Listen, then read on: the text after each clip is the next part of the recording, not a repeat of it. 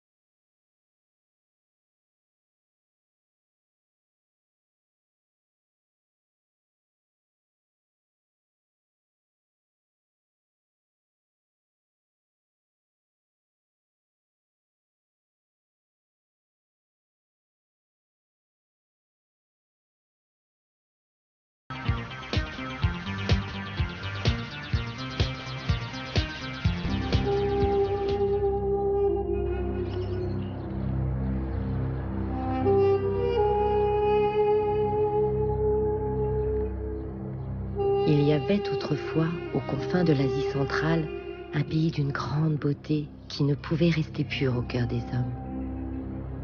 Il fut envahi par les plus grands empires. Des seigneurs de guerre s'entretuèrent pour le posséder. Les montagnes et les déserts rougirent du sang des guerriers. En un siècle, 12 rois furent assassinés ou détrônés. Le dernier d'entre eux, un calife dévot, était, dit-on, le plus tyrannique de tous. Il faisait emprisonner ou tuer tous ceux qui ne se pliaient pas à son joug. Les femmes adultères étaient lapidées. On raconte même qu'il fit arracher les ongles peints des petites filles. Une chape de plomb religieuse recouvrait le pays.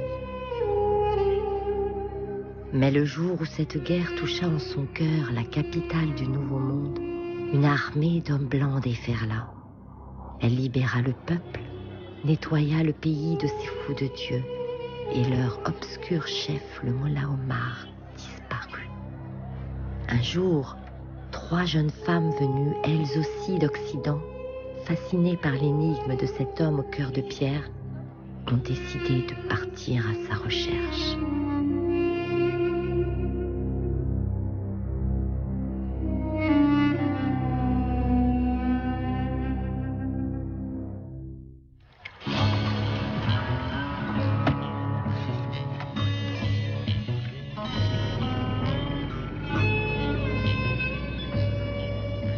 Ils sont bien rares aujourd'hui, les Afghans qui ont connu de près le Mollah Omar. Ils sont tombés sous les balles, croupissent derrière des barreaux ou combattent les soldats occidentaux.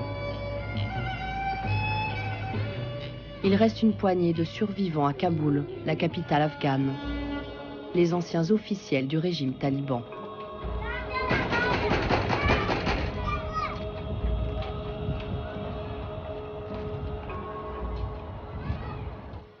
Ils se font aujourd'hui discrets, sauf si l'on prononce les mots magiques « Mollah Omar ».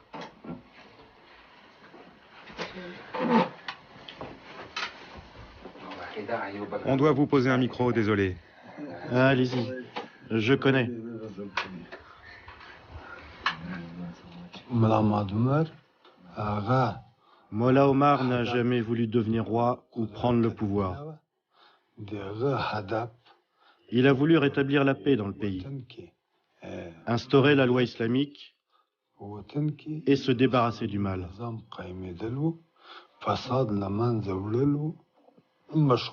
Il écoutait attentivement les avis.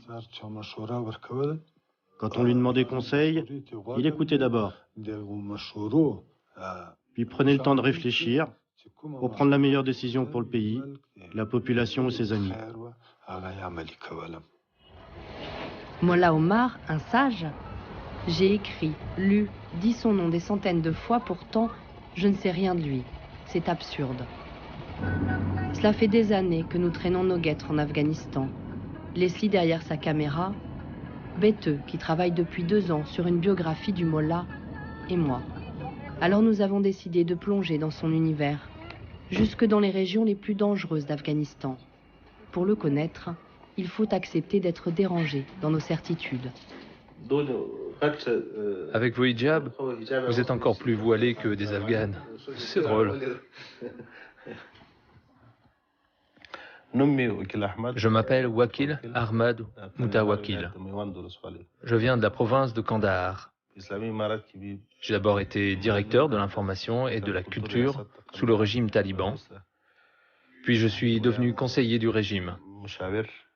Et enfin, j'ai été ministre des Affaires étrangères des talibans. Mollah Omar est un homme très doux, fidèle. Il était généreux, un véritable ami.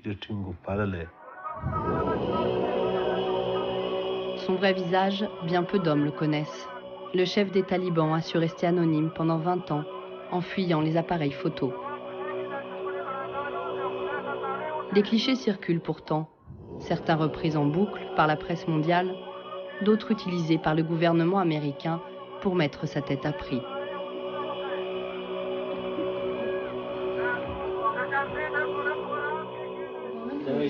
Nous avons ces photos, si vous pouviez nous dire lesquelles sont les bonnes ou pas. Ce n'est pas Monsieur Omar.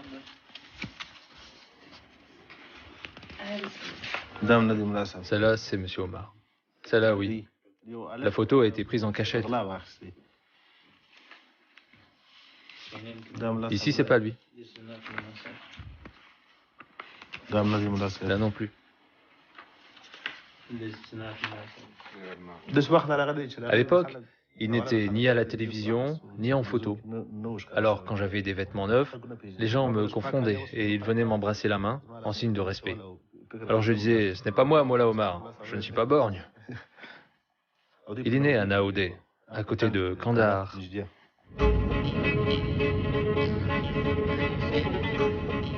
Son lieu de naissance, premier indice concret. Nous partons pour le sud afghan, un vol de 600 km de Kaboul à Kandahar, la ville fondée par Alexandre le Grand. Aujourd'hui, elle symbolise autre chose. Mollah Omar y a régné de 1996 à 2001. C'est le berceau du mouvement taliban.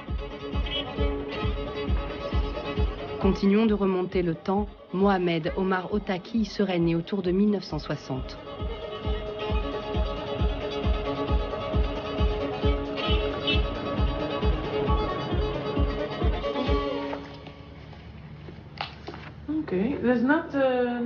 Bon, la carte n'est pas vraiment détaillée. Il y a une route ici. Ah oui. Et une route là. Tu vois? Oui, oui. Donc je suggère qu'on prenne celle-ci. On doit prendre cette route qui va à Makwand. Makwan. Attends, je fais une photo. Ça devrait aller. C'est pas très loin de la route. Peut-être qu'il y a un chemin qui conduit à Naoudé. C'est très proche. Ça serait super, mais il n'y a pas de route sur la carte. Peut-être qu'il n'y a pas de détails parce que c'est le désert. Mais il y a sûrement des pistes. Ça couvre bien, c'est bien ce que les hommes veulent. C'est pas ta burkas? Ah si. Elles sont bien pratiques, ces burkas. Elles nous permettent de quitter Kandahar en toute discrétion. Nous avançons à l'aveuglette vers ce village de Naoudé, là où tout a commencé. Mollah Omar est entré. C'était un personnage impressionnant, dans la mesure où il était très grand. Sa barbe était large et longue, elle lui arrivait pratiquement aux yeux. Il portait ce que je crois être une robe de Kandahar, qui lui arrivait juste sous les genoux. Il était jambes et pieds nus en arrivant. Un groupe est sorti, avec Mollah Omar parmi eux. Rien ne permettait de le distinguer des autres. Il ne se tenait pas à l'écart, les autres n'étaient pas déférents. Je ne me souviens pas s'il était devant ou derrière, mais il n'était rien d'autre que le premier de ses semblables dans un mouvement très égalitaire. Le charisme qu'il pouvait avoir ne se ressentait pas quand il parlait, mais plutôt par sa présence. Il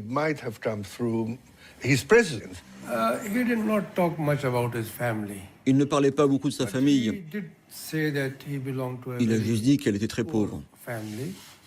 Quand je lui ai demandé si je pouvais voir sa maison, sa mosquée, il m'a dit maintenant, monsieur Youssoufzai de la BBC veut voir ma maison. Suis-je devenu si important que ça? Ma maison est toute petite.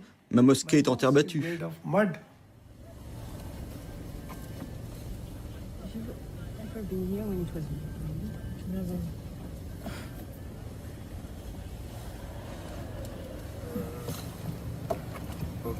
Ok, donc la mosquée est juste là. Nous arrivons au village natal de Molla Omar. Je ne suis pas tranquille.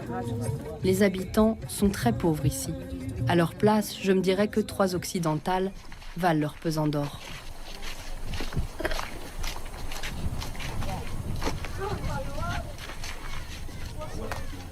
Le chef du village nous reçoit bien volontiers. Est-ce que tu peux lui demander, sur le ton de la blague, la légende dit que Molla Omar est né ici, dans une de ces maisons. C'est pas son village ici.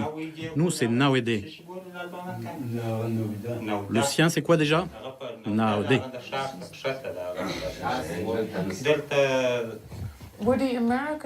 Et les Américains, ils sont venus frapper aux portes ici? Genre, où est le terroriste le plus recherché?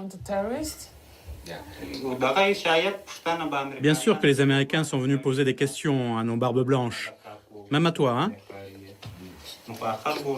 On a dit qu'il était de l'autre, Naoudé. Bien sûr qu'ils nous ont demandé. Ok, à moi de vous faire une blague. Ma mère croit qu'Obama habite dans un village qui est à côté d'ici. Et pourquoi? Parce que tout le monde a la peau foncée là-bas. Bienvenue dans le labyrinthe d'une culture orale.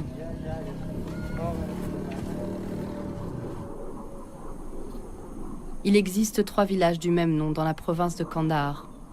Nous allons donc tenter celui qui est de l'autre côté de la ville, à travers un des bastions des talibans. Les hommes du Molla Omar y mènent une rébellion sanglante contre les soldats occidentaux et l'armée afghane depuis plus d'une décennie.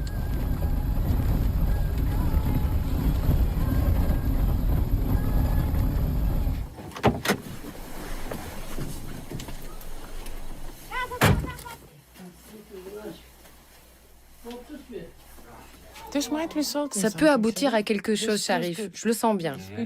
Ces gens, on est au calme ici. Est-ce que vous pourriez nous indiquer la maison de Molla Omar? Non, je ne sais pas où est sa maison.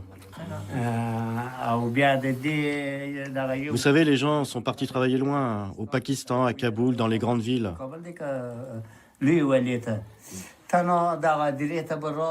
Mais son père a été enterré dans notre cimetière. Ah bon?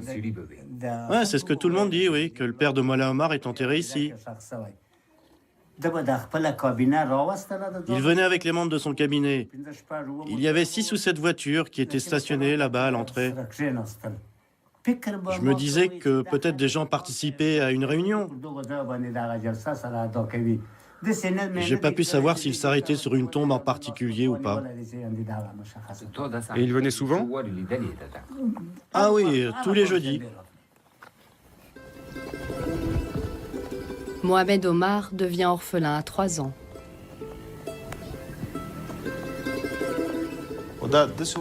Quand on est allé au cimetière, il m'a dit qu'une des tombes était celle de son père. Mais il ne savait pas laquelle c'était parce qu'il n'y avait pas de nom. Combien de fois m'a-t-il répété qu'enfant, il était allé la chercher, mais qu'il ne l'avait jamais trouvée. Il aimait son père, comme nous tous, oui. Il avait énormément d'affection pour lui. Et ça le peinait beaucoup qu'il soit parti si tôt, qu'il soit mort si jeune.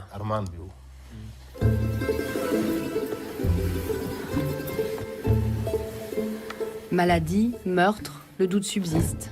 Même Bette, la spécialiste, n'a pu reconstituer les faits. C'est une mort mystérieuse. car la famille, immédiatement après la mort du père de Mollah Omar, est partie. C'est comme si la famille avait fui le village. Ils n'avaient pas vraiment de raison de partir, mais ils l'ont fait. Et ils sont partis le plus loin possible, dans un endroit où ils ne connaissaient personne.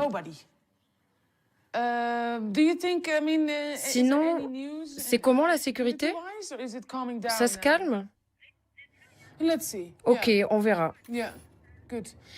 Notre vol est à 9 h. Ce sera l'avion donc. Les longues heures de route ne nous dérangent pas, mais les bombes artisanales ou les barrages des talibans, un peu oui.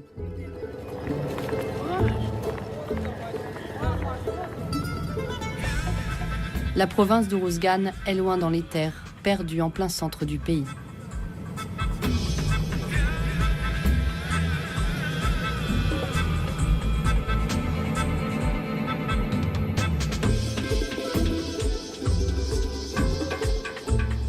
Mollah Omar a vécu ici de 3 à environ 20 ans.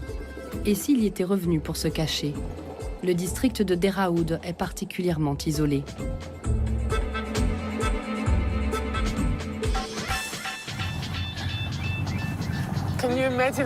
Tu imagines si on le trouve? Non, mais tu imagines si on le trouve?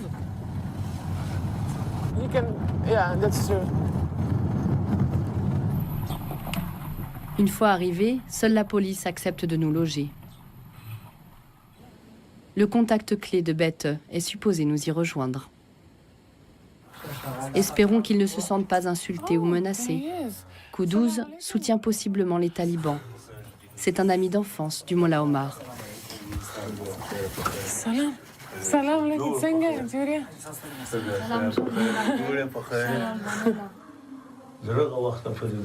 On se voyait beaucoup dans le temps. On jouait ensemble. On était copains en fait. À l'époque, c'était un bagarreur, tu vois.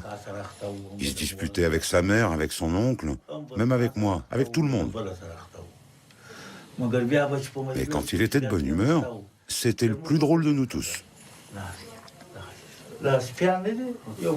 Un soir, il a ramené un chien, une femelle en chaleur, dans la maison de son oncle, le Mollah. Et là, le Mollah, il est sorti, furieux. Il m'a dit, va me chercher un bâton, je vais punir Omar. Je lui ai demandé pourquoi. Il m'a dit, mais ma maison est remplie de chiens. Tu comprends? Une chienne en chaleur. Après, Omar, il est arrivé et il m'a dit, lui donne pas, hein, sinon il va me frapper. Tu vois, il faisait ce genre de blague quand il était petit.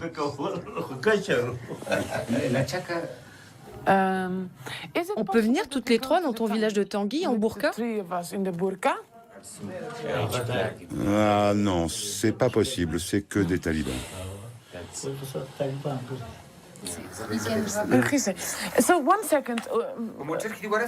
Notre principal témoin ne veut pas s'éterniser chez les policiers, ni être vu avec des occidentales. Il ne nous emmènera pas dans son village. Chou blanc.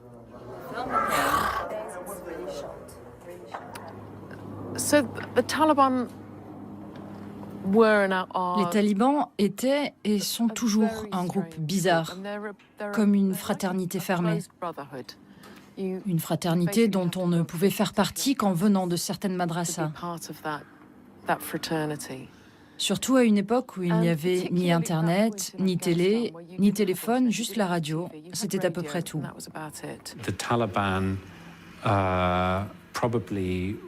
Les talibans ont probablement été diabolisés à un point tel que c'en est devenu embarrassant, notamment pour ceux qui défendent le besoin de se réconcilier avec eux.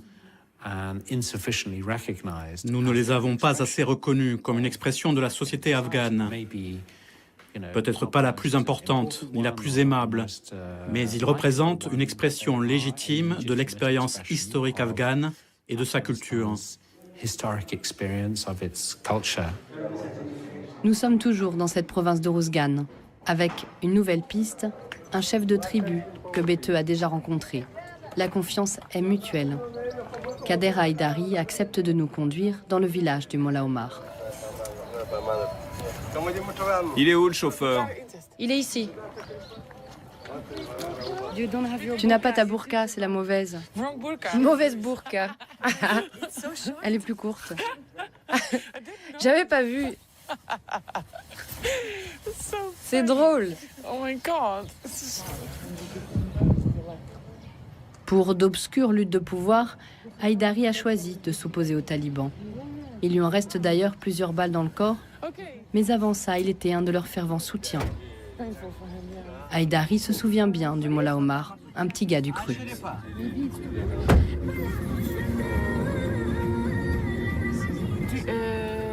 Ici, il y avait des combats pendant le djihad? Partout, il y avait des combats. Mollah Omar, il était là? Là-bas, je vais vous montrer.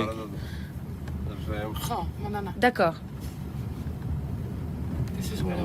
Tiens, tu vois cette route-là, c'est lui qui l'a fait construire. Il a dû vivre par ici. Adolescent, il suit les traces de son défunt père. Il se prépare à faire une carrière paisible, gratifiante dans l'enseignement islamique. Mais vers 18 ans, en 1979, l'histoire change le cours de sa vie. L'Union soviétique vient sans doute d'entreprendre l'engagement militaire le plus massif qu'elle ait déployé hors des pays du pacte de Varsovie depuis la fin de la Deuxième Guerre mondiale. Réduire au plus vite et par tous les moyens la résistance des rebelles afghans, c'est l'objectif que Moscou semble s'être fixé. Mais c'était sans compter avec la force de l'islam. Dans cette province du pays, les soviétiques rencontrent la plus forte résistance de la part des rebelles musulmans. Il m'a dit, écoute, je suis étudiant, Moudjahid. Je veux qu'on m'appelle Mohamed Omar Moudjahid. Moudjahid veut dire guerrier saint, celui qui fait le djihad. Je ne suis pas mollah, parce qu'un mollah, c'est quelqu'un de qualifié. C'est un érudit islamique. Moi, j'étudiais dans une école, mais à cause des circonstances, je n'ai pas pu terminer mon éducation. J'ai pensé que la priorité était de me battre pour mon pays.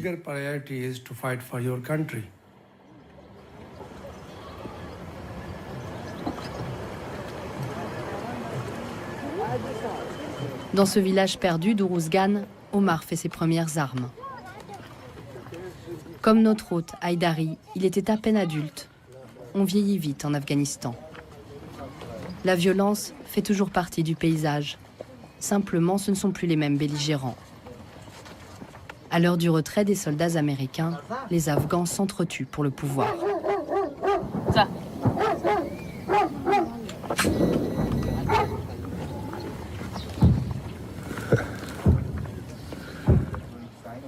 Il n'y a pas de problème.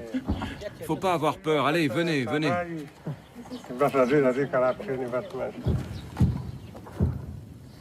Il y a eu un malaise là. Le chauffeur a essayé de me donner son pistolet en me disant « Prends-le, c'est mieux ». Et j'ai dit non, non, non. Venez, il n'y a pas de problème, ne vous inquiétez pas. Si les talibans viennent, on vous défendra jusqu'à la mort.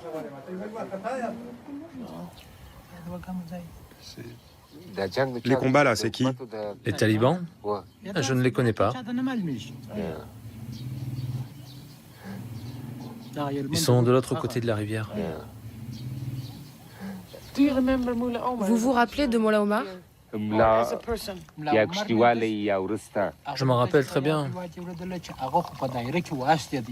On était dans la même madrasa. Il avait mon âge, à 1 ou 2 ans près. Vous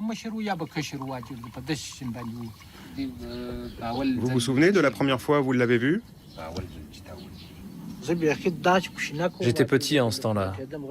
Il n'arrêtait pas de bouger d'un endroit à un autre, parce qu'il n'avait pas de maison. Un jour ici, un jour là, parce que son oncle était mollah. Ils sont arrivés du centre du district et ils ont loué une terre ici.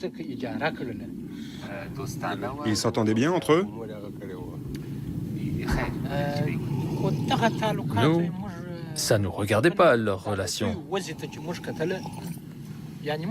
Mais quand on voyait leur comportement, on se posait des questions, comme s'il y avait un malaise. En public, ils faisaient semblant de bien s'entendre. Mais on a vite compris qu'au fond, ils ne s'aimaient pas.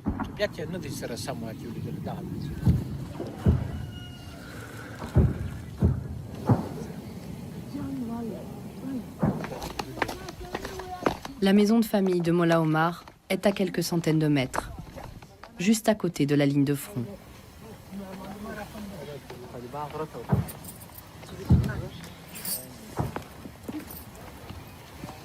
C'est cette maison-là? Oui, c'est celle-là.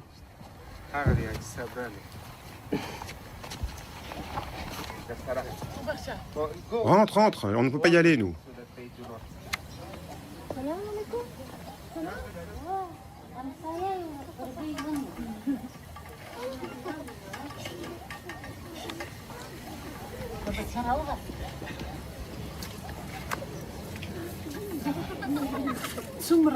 Combien de personnes vivent ici?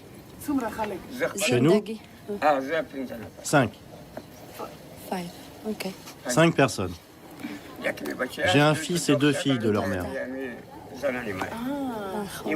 Ah, il a qu'une femme. Et j'ai qu'un seul fils. Ici, c'était la maison de Molla Omar? Je ne sais pas, moi. On n'était pas là à l'époque du Molla Omar. Molla Omar venait ici. C'est son oncle qui louait le terrain. Il a construit la maison, puis il est parti à Kandahar.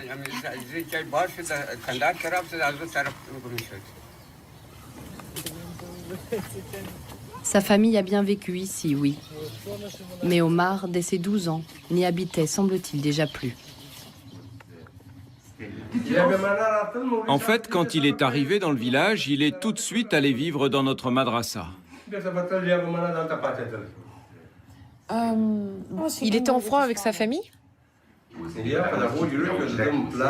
En fait, son père était mort et sa mère s'était remariée avec son oncle.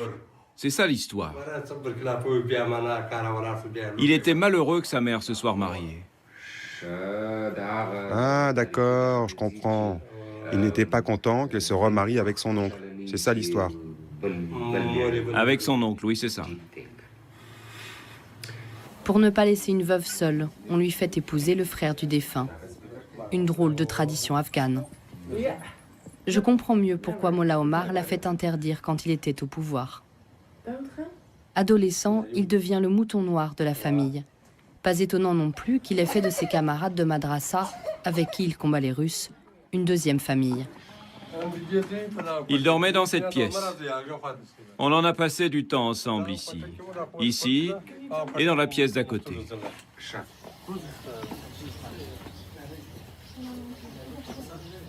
Qu'est-ce que vous faisiez exactement? On se reposait. C'était la base des Moudjahidines. On posait nos armes. C'était l'époque du djihad contre les soviétiques.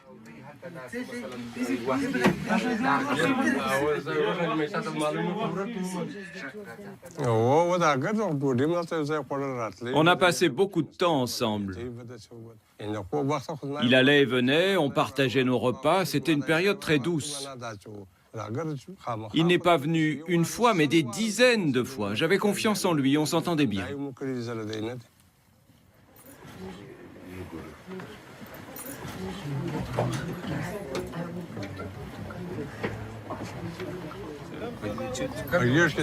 Il était très fort en lutte aussi, et en lancer.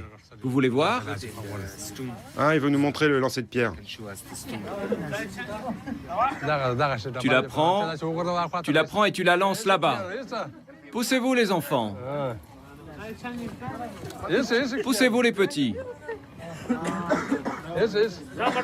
C'est comme ça qu'il lançait Molla Omar.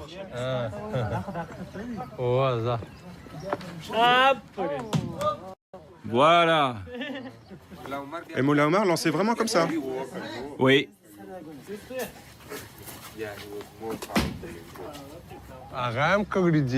On jouait à d'autres jeux aussi. Allez, passe-moi tes billes. En voilà deux. Une ici, une autre là. Il y en a deux. Tu les bouges pas. Moi, je vais tirer d'ici. Regarde, c'est intéressant. Ah, j'ai du mal à m'asseoir. C'est à cause de mes blessures.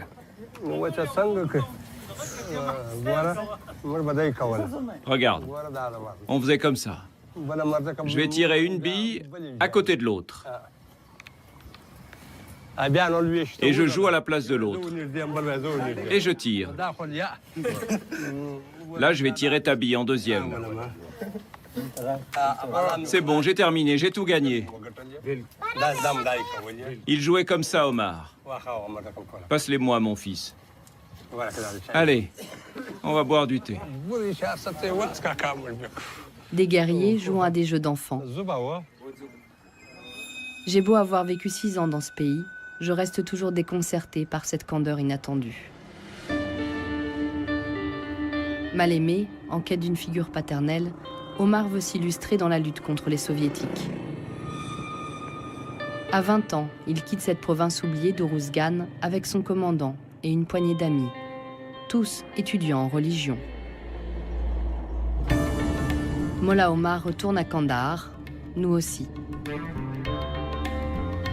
Au milieu des années 80, la province est secouée par d'intenses combats. Omar y prouve sa valeur. Bêteux un témoin de première main, le docteur Baloch était le médecin de son groupe d'étudiants combattants. On pose la question directement? Oui, directement. Alors la première fois qu'il l'a rencontré? Il avait une balle dans le torse. C'était dans le village de Sanguissar. Cette nuit-là, je suis venu pour enlever la balle. Je l'ai surtout connu pendant la guerre. Je l'ai vu tirer de mes propres yeux quand il a attaqué un char. Il a été blessé à l'œil. Son globe s'est détaché en pleine bataille.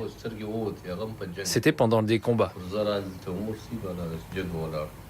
Je l'ai vu attraper son œil, comme ça, l'arracher et le jeter. Mais juste, ça lui arrivait de sourire parfois? Ou de blaguer? Je ne l'ai vu rire qu'une fois, quand il a abattu un MiG pour venger la mort de 2 amis.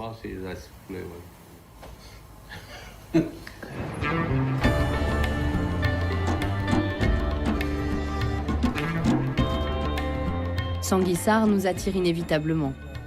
Il ne faudra pas traîner par contre. Les habitants, nous dit-on, soutiennent tous les talibans.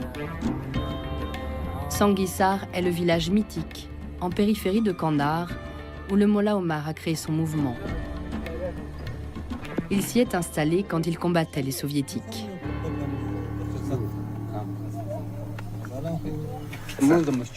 C'était sa mosquée ici. Il était avec ses amis et un autre mollah. Et puis, pendant la guerre... D'accord, mais qu'est-ce qu'il faisait? Comment vivait-il exactement? Montrez-nous. Il se lavait là pour ses ablutions. Et il s'asseyait dans cette pièce.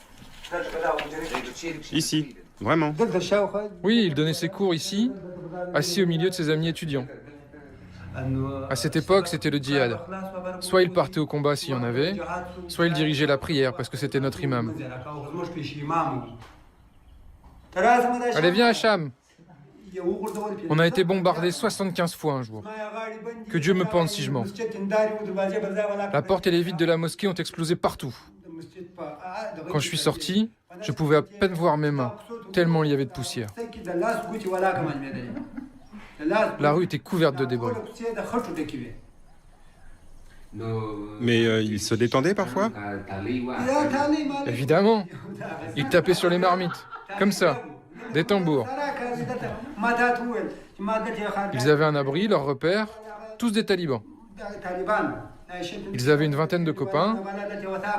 Tous les jeudis soirs, tous les talibans du village le retrouvaient ici. Ils y passaient la nuit et repartaient le lendemain matin. Allez, je chante. Allez, récite un poème. Toi aussi, tu aimais chanter. Je te regarde pas. Allez, vas-y.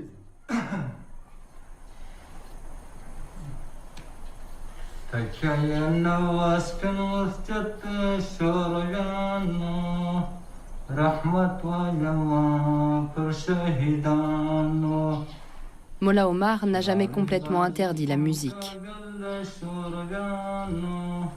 Depuis le djihad, les talibans ont le droit de chanter Dieu et la guerre. Aujourd'hui, c'est Mikhaïl Gorbatchev à Moscou qui déclare tout à fait officiellement le retrait des troupes soviétiques. Malgré tout, les soviétiques ont tenu leurs engagements. Ils auront retiré près de 57 000 hommes. Ça n'a pas traîné. Les soviétiques viennent de tourner le dos. Une guerre fratricide s'esquisse. Démoralisation, intimidation, cruel hors-d'œuvre à la phase finale d'une guerre vieille de 10 ans. 1990, les Moudjahidines sont victorieux, mais se déchirent pour le pouvoir. C'est la guerre civile.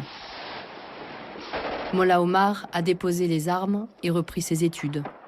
Il assiste impuissant au saccage du pays par les seigneurs de guerre. J'ai filmé en une prise 3 bus en train de se faire voler, en même temps, par 3 groupes différents, en une prise. C'était ça la vie en Afghanistan. C'était un cauchemar de se déplacer pour les civils. Il restait tellement d'armes après la guerre, tellement d'anciens combattants du djihad, désœuvrés. Ils se sont tournés vers le vol et le banditisme.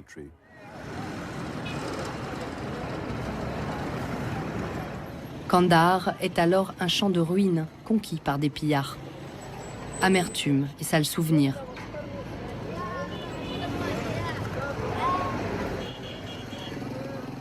Des veuves, victimes des exactions des seigneurs de guerre, nous ouvrent leurs portes.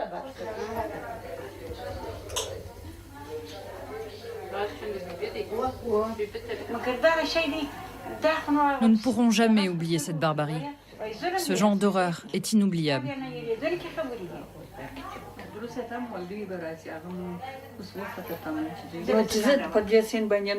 Un jour, une dame amenait des œufs qu'elle voulait vendre au marché. Des hommes l'ont vue et lui ont dit qu'ils allaient l'aider à les porter. Elle était vieille. Ça aurait pu être ta mère ou ta grand-mère même. Mais ces bandits l'ont emmenée dans la montagne et l'ont souillée.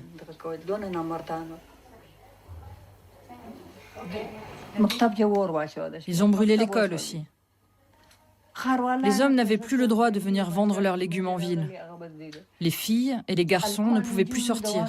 Nous les enfermions comme des prisonniers, comme du bétail. Ils nous traitaient comme des animaux.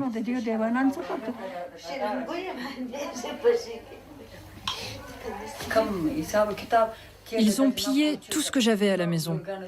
À cause d'eux, j'ai dû marier mes filles au premier venu, pour qu'elles quittent Kandahar, juste à cause de ces bâtards. Elles habitent tellement loin maintenant que je ne les vois plus. À Kandahar, c'était le pire. La pédophilie a commencé. Les commandants avaient leurs petits garçons. Certains les ont même épousés.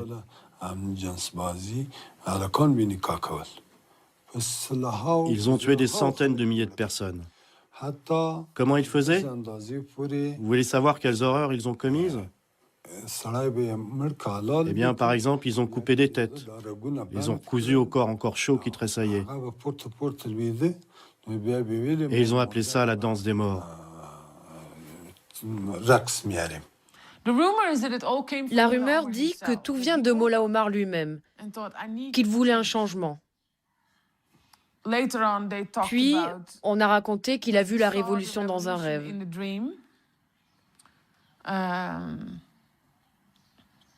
Mais en fait, la réalité est différente. Le mouvement commence avec un seigneur de la drogue qui lui a dit « Je t'offre ma milice, toutes mes voitures, toutes mes armes, tout ce dont tu as besoin. »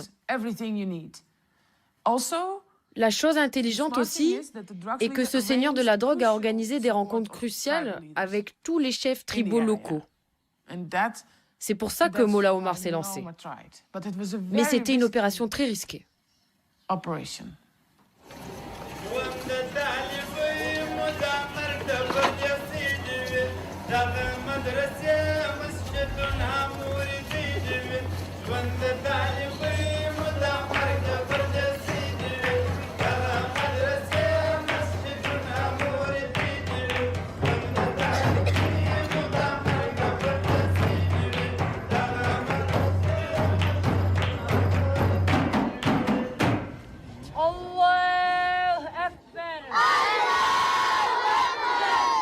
Nous sommes à l'automne 1994. Omar, ses amis mollahs et leurs étudiants déferlent sur Kandahar. Accueillis en sauveurs par une population exsangue, le succès dépasse leurs espérances. En quelques semaines, ils prennent le sud afghan. En 3 mois, un tiers du pays. En 6, ils sont aux portes de Kaboul. À Kandahar, la population voit en lui un nouveau roi. Il a donc droit à un privilège suprême, accéder au manteau qui aurait été, dit-on, porté par le prophète.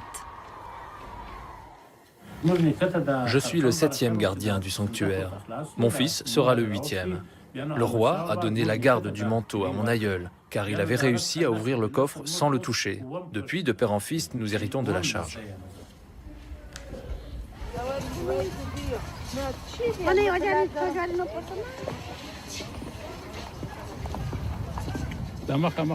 Voici la porte du sanctuaire. Le manteau est à l'intérieur, dans un grand coffre, qui en renferme un 2e, puis un 3e, plus petit, en or blanc. Mais tu ne peux pas le voir, il ne peut être ouvert que sur ordre du roi. Le 4 avril 1996, il les ouvre au Mollah Omar. Il lui remet cette étoffe sacrée aux vertus miraculeuses. Le manteau n'a pas de couleur. Quand plusieurs personnes le regardent, une va te dire qu'il est rouge, l'autre qu'il est bleu, et le 3e qu'il est noir. Chacun le verra différemment.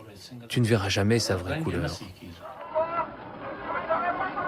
C'est la seconde sortie du manteau en un siècle. Mollah Omar l'exhibe pour légitimer son pouvoir.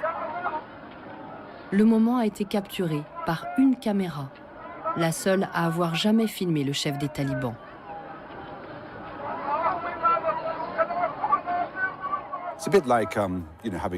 C'est comme s'il y avait la Coupe du Monde dans votre ville, alors que tout le monde est obsédé par le foot. Ils y sont tous allés. Quand il a sorti le manteau, c'était un peu comme si votre équipe était sur le point de marquer. Tout le monde était scotché. J'ai eu l'opportunité de filmer Mollah Omar en cachette parce que tout le monde était concentré sur le manteau qu'il dévoilait.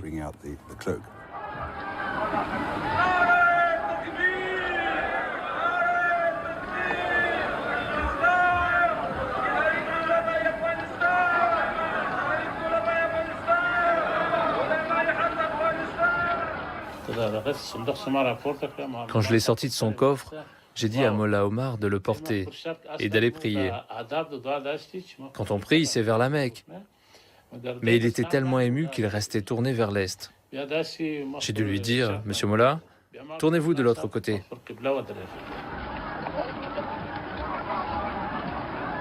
Mollah Omar devient l'émir des croyants, le dernier calife d'Afghanistan.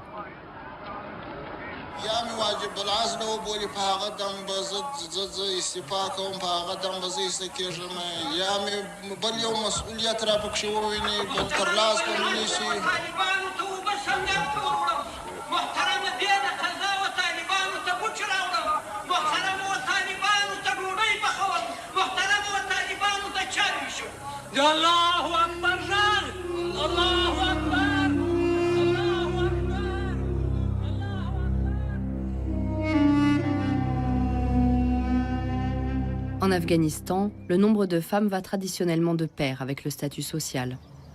Il est temps pour Mollah Omar de se choisir une deuxième épouse.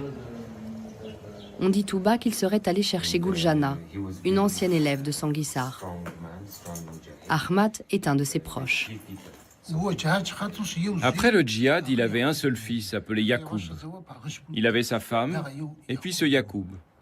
Alors il a pris une deuxième femme. Et cette deuxième femme, elle est d'ici? Oui, d'ici. Et elle est de ta famille? On est des cousins, oui. Mais des ennemis aussi. Guljana, elle ne connaissait même pas l'alphabet, c'est pour ça qu'elle a assisté à ses cours. Il est tombé amoureux d'elle, mais elle était trop jeune. C'est bien plus tard qu'il l'a épousée. Mollah Omar était ici et sa maison à elle, là. C'est fascinant.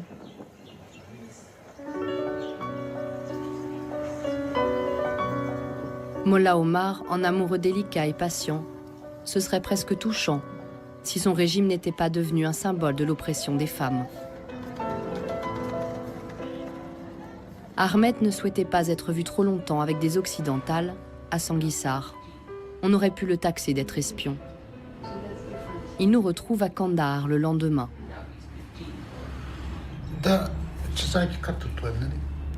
En fait, mon cousin va épouser la fille de Gul Jana et de Mollah Omar.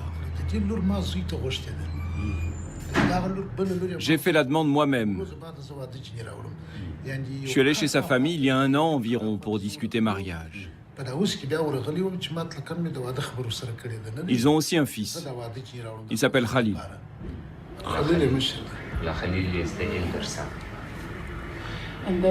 Ils vivent toujours chez leur mère? Non, tous ses fils sont en madrasa, d'un bon niveau. Ils ne rentrent plus chez eux. Même pas le soir. Non. Où ça? À Quetta. Ouais, ils sont à Quetta. Vous pensez qu'il est où, Mollah Omar? Écoute, son propre fils, qui a 14-15 ans, quand il regarde la télé ou sur Internet et qu'il voit un homme d'un certain âge, il demande à ses oncles si son père pourrait avoir le même âge.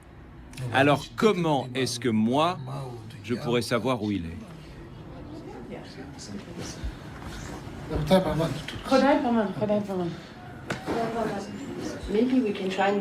On pourrait essayer d'aller jeter un œil à cette madrasa où le fils de Mollah Omar vit.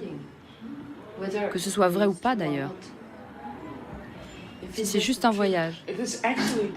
C'est une raison pour aller à Quetta. On a une bonne raison pour y aller.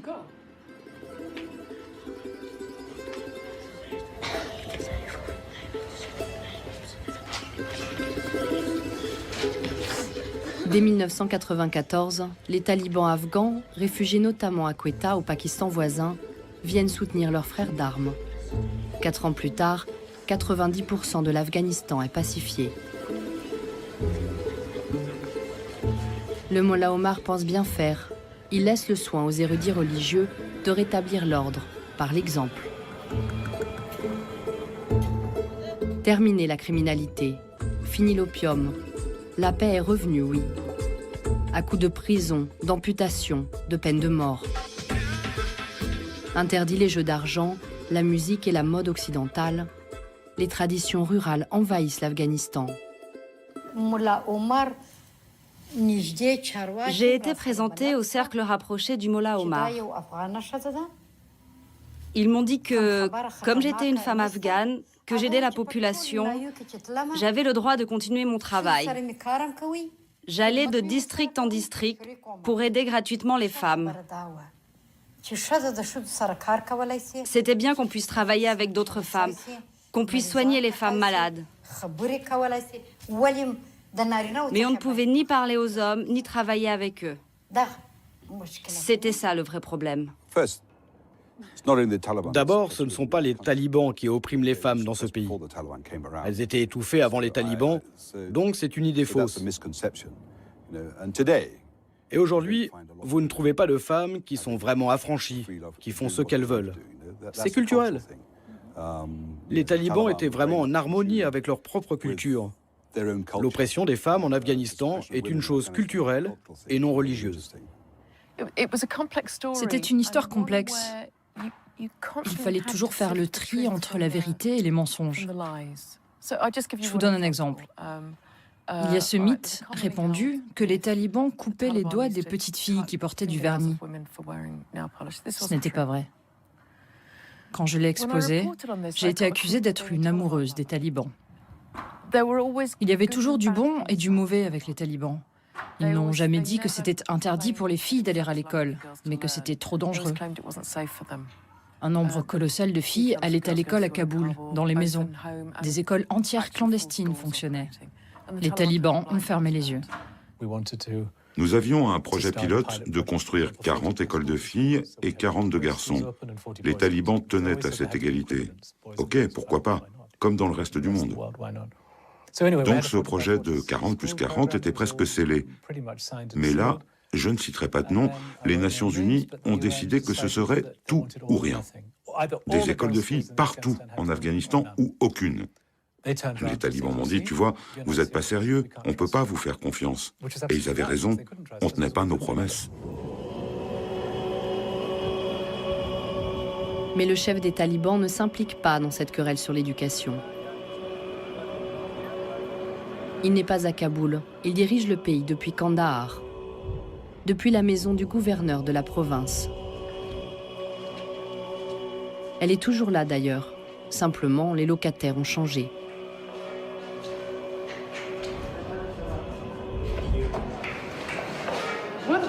Que faisaient les talibans dans le bâtiment? Ils faisaient exactement comme nous. Par exemple, ils y travaillaient, ils y dormaient. C'était aussi leur lieu de vie et aussi leur bureau. Ils travaillaient ici. Ils vivaient ici, c'est tout. Le chef des talibans ne se préoccupe que de la paix et donc de la guerre. Il se consacre à ses soldats qui combattent au nord les troupes du commandant Massoud, l'ennemi juré. Il ne voit pas monter l'antagonisme entre les conservateurs des campagnes qu'il incarne et les citadins. Il ne sent pas que les Occidentaux prennent de plus en plus parti contre son régime, qualifié d'obscurantiste, et avec lequel il commence à rêver d'en découdre. D'autant qu'un ennemi des États-Unis, Osama Ben Laden, se cache en Afghanistan. Jamal Ismaël est un des rares journalistes à s'être retrouvé au cœur de la tourmente. Vous l'avez interviewé quand, Osama Ben Laden? Osama? Il y a une semaine. Non, ces photos ont été prises en 1998. Mollah Omar ne connaissait pas personnellement Osama. Il avait peut-être entendu parler de sa participation au djihad dans l'est du pays, au combat ou de son soutien financier aux moudjahidines afghans. Mais par la suite, Osama est passé sous le contrôle de Mollah Omar, dans sa zone. Mollah Omar est devenu responsable de sa sécurité. En mai 1998, Jamal est convié à une conférence de presse. Du haut de ces montagnes afghanes, Osama Ben Laden déclare la guerre à l'Amérique. Mollah Omar est furieux. Il est coincé entre la coutume afghane, toute puissante de l'accueil, et le sentiment d'être trahi. Il m'a dit, comment ose-t-il utiliser le sol de mon pays pour déclarer son djihad contre l'Amérique et Israël? Comment peut-il abuser de mon hospitalité? Il m'a dit, je vais l'appeler. Comment ose-t-il? Il ne m'a rien demandé. Il ne m'en a pas parlé. Il était très en colère. L'objectif d'Oussama Ben Laden et des Arabes n'avait rien de local. Il avait un agenda international. Il voulait que tous les pays musulmans s'unissent sous une même bannière islamique. Oussama Ben Laden avait le projet d'une nation unie. Mais l'agenda des talibans n'avait rien à voir, il était national. Il voulait uniquement résoudre les problèmes en Afghanistan. Je suis toujours certain, je suis convaincu que les talibans ne connaissaient pas le projet d'Al-Qaïda ou de Ben Laden d'attaquer l'Amérique. Le 11 septembre 2001 précipite la chute du Mollah. 2 mois plus tard, les bombardiers américains pilonnent l'Afghanistan. Ben Laden décampe, puis les talibans capitulent. Omar disparaît. Nous ne savons ni où, ni comment. Où est le Mollah Omar? C'est la question à 24 millions de dollars. Selon moi, il n'y a pratiquement aucun doute qu'il est au Pakistan. Il y a eu des rumeurs que peut-être il s'était ou avait été déplacé à Karachi.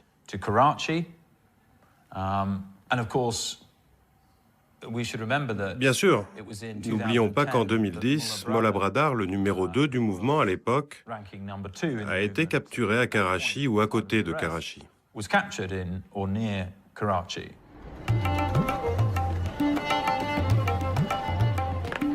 Karachi est une mégapole de 20 millions d'âmes, un labyrinthe bruyant, étouffant. C'est le lieu parfait pour disparaître. Dans ces méandres se côtoient petits commerçants, miséreux et djihadistes de toutes sortes. Aziz, un ami journaliste pakistanais, a accepté de nous emmener dans le quartier des réfugiés afghans.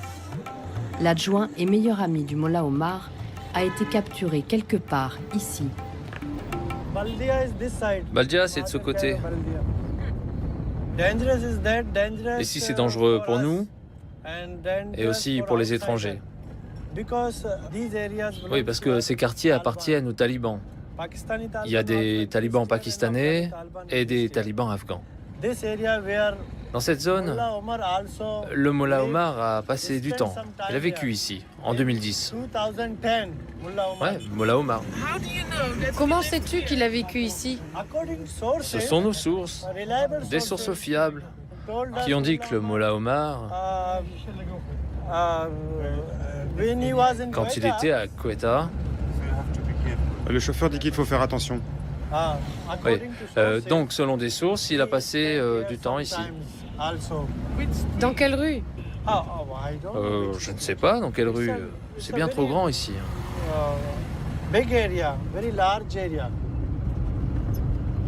Tu penses qu'il y est toujours? Je ne pense pas qu'il soit toujours à Karachi. Parce que les officiels pakistanais l'ont nié. Et en même temps, ils ont nié la présence d'Oussama Ben Laden. Mais il a été trouvé au Pakistan. Autant chercher une aiguille dans une botte de foin. Qu'est-ce que je croyais?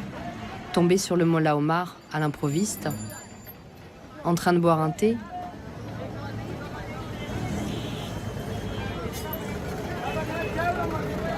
Rien ne se dénoue à Karachi, bien au contraire. Nous voulions aller à Quetta, où habiterait Guljana, la deuxième femme du Mollah Omar et leurs enfants. Personne ne veut nous y emmener. Tout est trop sensible.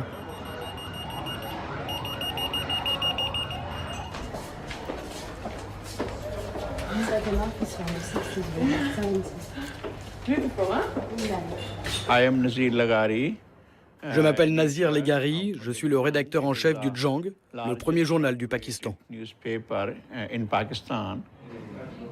Nasir a aussi interviewé le Mollah Omar en 1995. Il doit pouvoir nous mettre sur une piste. Certaines personnes disent qu'il est au Pakistan. Mais je ne pense pas. Je ne pense vraiment pas. Pourquoi? Parce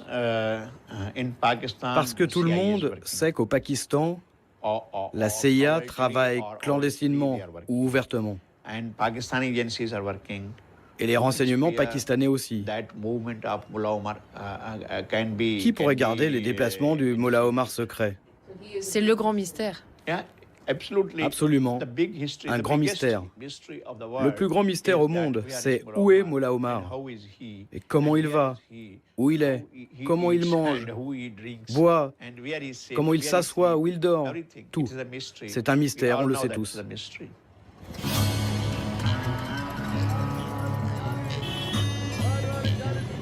Tous les services secrets du monde s'y sont cassés les dents. Le Mollah Omar est introuvable. Les talibans afghans parlent encore en son nom, mais lui se terre. En Afghanistan, au Pakistan, nous ne saurons pas. Et nous commençons à nous lasser de notre périple sans fin. Mais un Afghan appelle de Kandahar. Il chuchote presque ces quelques mots. J'ai repéré sa maison, venez. Mollah Omar habiterait, selon lui, à 2 heures de route de Kandahar, dans la campagne du sud afghan.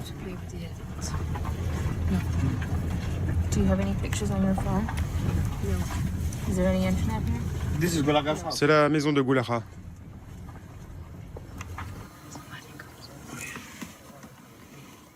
Le chef des talibans se cacherait ici, sous un autre nom, Gullara.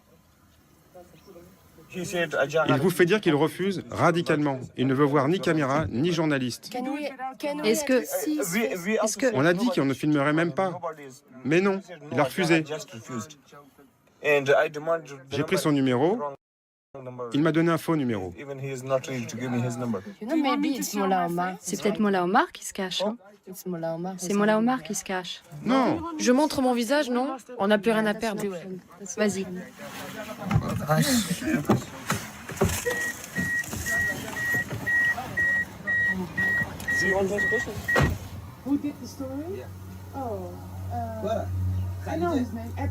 Il accepte finalement, mais c'est encore un coup dans l'eau.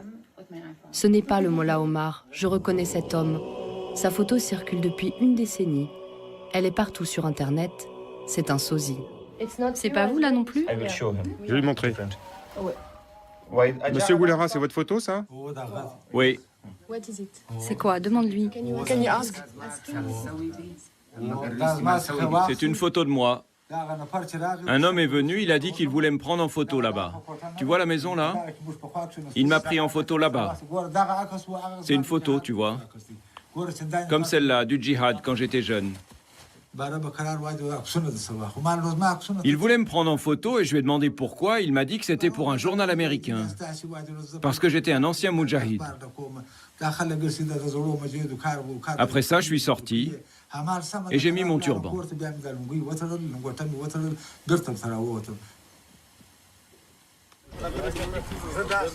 J'étais ici. Je me souviens, j'étais ici pour la photo. Ah, ouais. Et lui, il s'est mis là-bas. Il m'a pris dans ce sens-là. Goulara est en définitive flatté de raconter sa mésaventure, mais je ne l'entends plus. J'imagine que le Mollah Omar prend forme là, devant nous. Il n'a rien à voir avec le bestiaire des contes médiatiques modernes. C'est un Afghan parmi d'autres. Lui aussi prisonnier de siècles de guerre et de tradition. Le dernier calife d'Afghanistan a pour l'instant choisi l'ombre. Nous ne l'avons pas retrouvé. Mais il reste le guide incontesté des talibans, le seul qui pourrait leur faire déposer les armes. Mollah Omar est indissociable de l'avenir du pays. Un jour, il faudra qu'il accepte de parler. Bette, Leslie et moi n'en avons pas fini avec l'Afghanistan.